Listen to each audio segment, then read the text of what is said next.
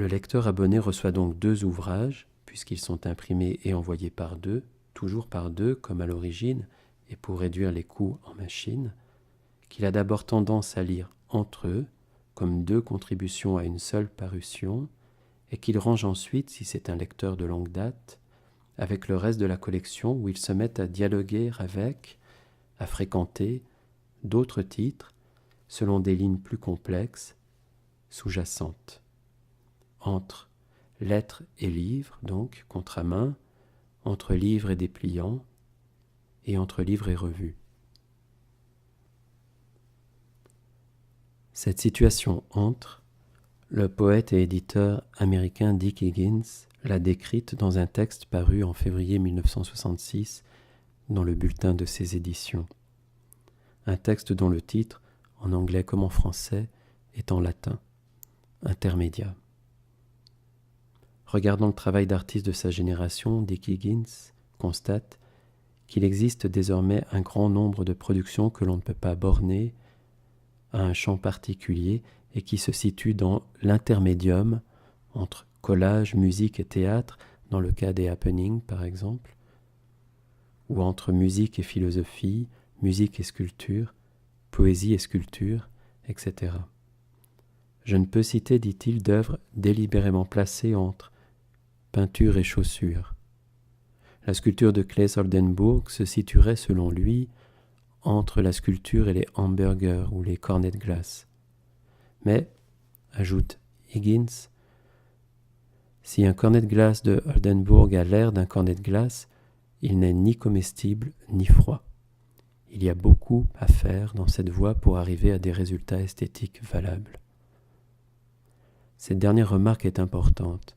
L'intermédiaire doit avoir toutes les qualités des médias entre lesquels il se trouve. La sculpture doit être sculpture, froide et comestible. Et, pour ce qui nous occupe, le livre doit être livre et avoir toutes les qualités de la lettre et du dépliant, toutes celles de la revue.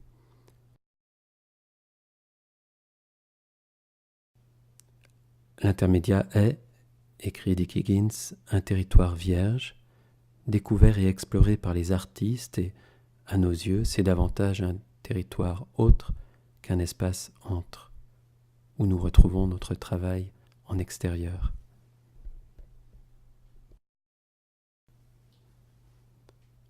On lit un contre-à-main en le dépliant et non après l'avoir déplié comme une lettre.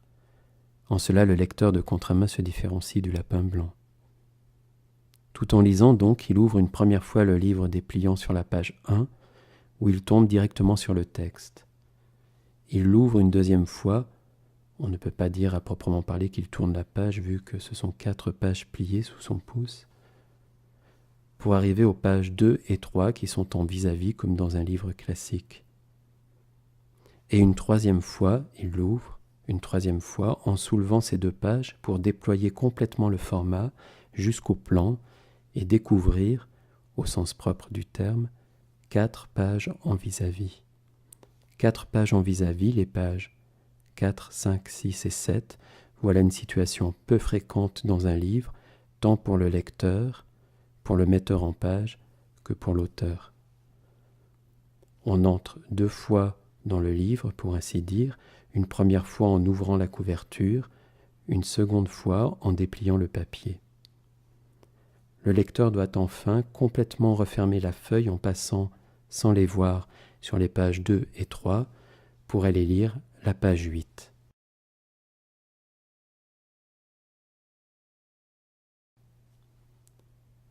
Il serait faux de croire que la page 8 est la symétrique de la page 1. On voit bien, en décrivant ces manipulations, ces espaces différemment articulés, qu'il n'en est rien. D'ailleurs, les auteurs ayant écrit au format l'ont montré, zèle, épilogue, hommage, morale, avant-goût, définition, occupent cette place. Quant à la couverture, c'est un espace à mi-chemin entre le monde, disons, et le texte, espace délicat et stratégique, puisqu'il est pour le lecteur potentiel le premier contact avec le livre, avec le texte, et en même temps résolument tourné vers l'extérieur, justement. C'est aussi, autre économie, le lieu du virage de la couleur. Pas une couverture dont nous ne nous soyons dit au moment de la parution, allez savoir pourquoi, qu'elle n'avait rien à voir avec l'ensemble des autres.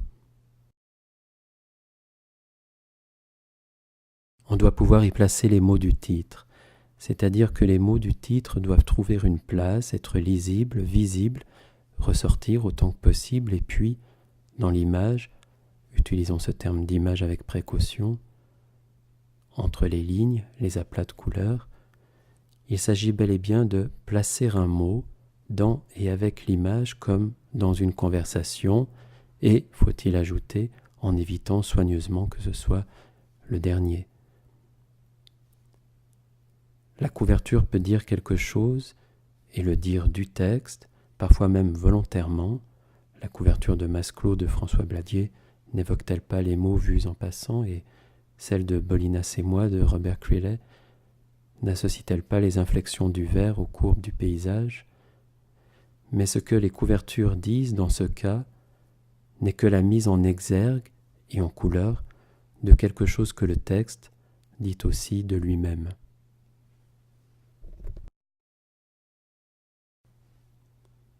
Voilà pour l'économie de la forme, une forme éditoriale minimale, nomade et complexe, à reconsidérer avec l'écrivain, l'artiste ou le traducteur, pour ne citer que ces 3 titres que l'on peut donner à l'auteur d'un texte, cet autre troisième.